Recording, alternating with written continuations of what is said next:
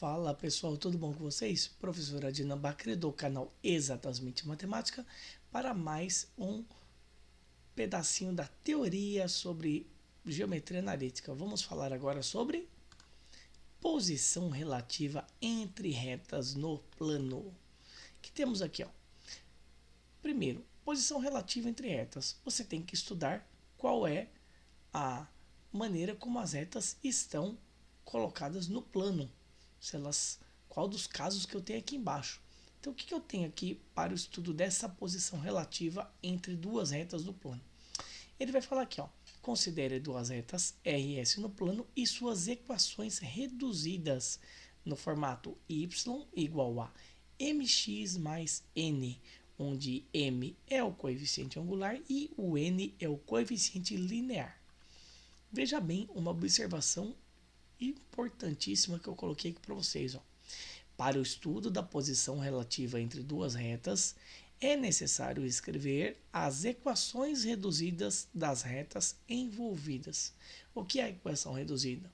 É quando você isola a variável y, quando possível, é claro, na sua equação geral da reta, tá bom? Então pega a variável y e deixa ela isolada ali na esquerda, e aí você terá o formato de uma equação reduzida da sua reta. A partir da equação reduzida, você terá dois formatos aqui, ó, o da reta R, y igual mr vezes x mais nr, e o da reta S, y igual ms de x mais ns. Coletando e observando esses números aqui, ó, mr, nr, ms, ns, nós temos os seguintes casos para o estudo da posição relativa. Primeira situação aqui, ó. As retas serão concorrentes quando os coeficientes angulares forem diferentes, ó. O MR diferente do MS, tá bom? Então, tendo os dois coeficientes angulares diferentes, automaticamente você já tem uma situação de concorrência entre retas. O que é a concorrência? É quando as retas se cruzam, certo? Elas concorrem em um ponto. E aí você precisa decidir qual dos dois casos que você terá aqui, ó. Ou as retas são perpendiculares, formando o ângulo de 90 graus, ou quando elas forem o cruzamento delas não formar um ângulo de 90. Então você tem o caso de perpendiculares, 90 graus, e não perpendiculares, um ângulo agudo qualquer, tá bom? Lembrando aí que quando você fala de ângulo, é o menor ângulo entre as retas, tá bom? Só para questão de conceito aqui. Então, você tem dois casos. Quando que eu sei que elas são perpendiculares?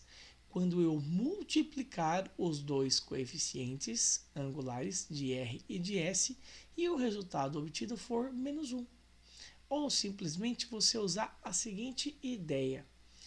Retas perpendiculares terão coeficientes opostos e inversos. Pode usar isso aqui que é sucesso, dica de sucesso aí, tá bom?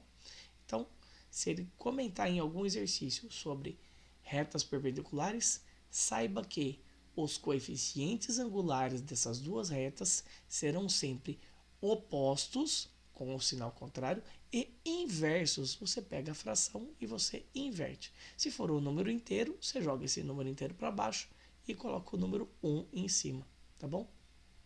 Só o conceito de inverso de um número inteiro, beleza? Então, multiplicando esses dois coeficientes angulares, você encontrará menos 1, ou simplesmente fazendo essa observação de serem opostos e inversos. Caso contrário, quando o produto desses coeficientes angulares não der menos 1, der qualquer valor diferente de menos 1, então, obviamente, as retas são concorrentes não perpendiculares. Então, MR diferente de MS. Multiplicação dos dois deu menos 1, retas perpendiculares. MR diferente de MS. Retas concorrentes. Quando o ângulo não for de 90 graus, é porque o produto desses coeficientes angulares é um número qualquer diferente de menos 1. Tranquilo? Tá. Segundo caso, quando as retas forem paralelas. Quando as retas forem paralelas, automaticamente os coeficientes angulares serão iguais, tá bom? Estou falando de coeficiente angular. Quando duas retas formam o mesmo ângulo com a horizontal, ou quando tem o mesmo coeficiente angular MR igual a MS, então as retas formam o mesmo ângulo, então os seus coeficientes angulares são automaticamente iguais. Quando você tiver essa situação, é porque as retas são paralelas, correndo uma do ladinho da outra, tá bom? Dois casos para retas paralelas no plano. Quando elas forem paralelas distintas, uma afastada da outra, ou quando elas forem coincidentes, uma em cima da outra, ou simplesmente a mesma reta, só escrita de um formato diferente, com alguma escrita, alguma notação algébrica diferente, mas aí você faz a sua manipulação algébrica e você vai perceber que se trata da mesma reta. Sem fazer desenho, sem fazer nenhum tipo de análise mais muito detalhada, basta você olhar agora para o coeficiente linear, que é o nzinho que fica ali na frente, nr e ns, porque os m's já serão iguais, então agora basta você decidir se elas são paralelas coincidentes, quando os n's também forem iguais, nr igual a ns, como está escrito aqui, ou quando elas forem paralelas distintas, bem intuitivo aqui, ó, distintas, o nr é diferente do ns, tá bom? É isso aí. Então, esse aqui é um resuminho bem bacana, resuminho aí de sucesso para você usar no estudo de duas retas e suas respectivas posições relativas no plano, tá bom? E aqui eu tenho exemplos aqui, ó, gráficos disso daqui. Claro que a geometria analítica ela não está muito preocupada com o desenho em si, tá bom? Ela é uma observação algébrica da situação de que você está estudando. Aqui no caso, posição relativa entre retas. Então aqui, nesse primeiro caso, ó, tem retas concorrentes não perpendiculares. Ela não forma um ângulo de 90 graus. Nesse segundo caso, reta R e reta S concorrendo no ponto P, se cruzando no ponto P, formando sim aqui um ângulo reto de 90 graus. Então, não perpendiculares e perpendiculares. E aqui suas respectivas equações gerais, tá bom? Lembrando, mais uma vez, aqui está no formato de equação geral, para fazer o estudo da posição relativa e verificar qual dos casos que você está falando, basta você escrever essas retas com as suas equações no formato reduzido, isolando a variável y, tá bom? Os dois casos seguintes de retas paralelas. Aqui no caso, ó, perceba que só tem uma reta desenhada, porque ó, as retas são paralelas coincidentes. Eu estou falando da mesma reta, só escrita no formato diferente. Perceba aqui, ó, que da reta R para a reta S, eu apenas multipliquei por 2, ó. 2 vezes 3, 6, 2 vezes 1, que estaria aqui 2, e 2 vezes menos 3, menos 6. Então, na verdade, se trata da mesma reta, tá bom? Só que ela está escrito diferente, com uma multiplicação por 2. Mas isso não vai impactar em ser uma reta diferente. É a mesma reta, só que com um múltiplo em comum para cada um dos seus termos, seus fatores aí, tá bom? E quando você tem retas paralelas distintas, ó, elas correm paralelamente, só que uma numa posição e outra na outra, tá bom?